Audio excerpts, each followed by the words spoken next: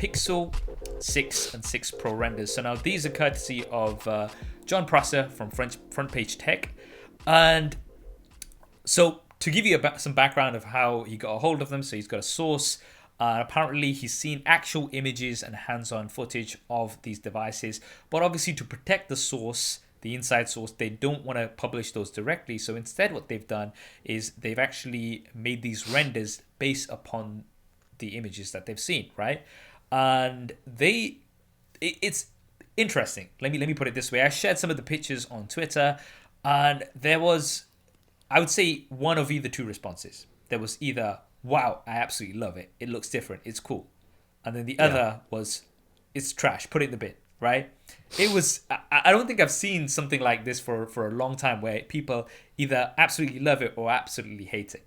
Okay, so I'm going to ask you first because I'll tell you what I think shortly. But what are your initial impressions of the design? I'm actually in the middle, which is very few compared to everybody else because design-wise, it's different and striking, which I like. But also, again, it's Google, which I'm not sure. And I think for those people, I think it's going to be in the middle because I think for the people who really like it, they'll see it and go, yes, I like it, but it's still maybe a little bit untraditional for them. And then for the people who don't like it, will actually see it in person and say it's not so bad. And I think that's where this design is eventually going to end up. But again, I'm just happy that Google has given us something different, new, and it's looking more premium from what John Prosser said in his video about materials and what he saw. So I'm happy with that, at least off the bat. So I see your points there. I like it, I'll be honest, because it's different. And I like different, okay? We've seen lots of smartphones looking very similar these days, but when you look at something like the S21 series, I like that camera module that kind of blends into the sides. It was nice, it was unique, right? And with this, we've got this strip. Now, it's not entirely different. I mean, some people are saying it gives those Daft Punk vibes, right, from the artwork. A lot of people were tagging me saying, Saf, it's going to be fun to see your thumbnail approach in this. So just do bear with me for that one because I'm sure there's going to be lots of fun there.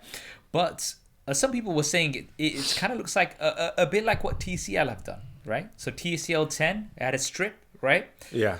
And others are saying the Nexus 6P, right? Remember the bigger one that Huawei made? Remember that? So you had that strip. So they're kind of getting those vibes, right? This is a little bit different to those because it's actually a camera module that raises up throughout the strip. I think it's quite interesting. I'm looking forward to checking it out. From the front, it looks pretty good as well. We've got small uniform bezels from what we know. And this is something that Google has done. I think they did that really well with the Pixel 5, for example, where the bezels might not be the smallest bezels, but they're uniform, completely uniform across all sides, which is something that looks really nice.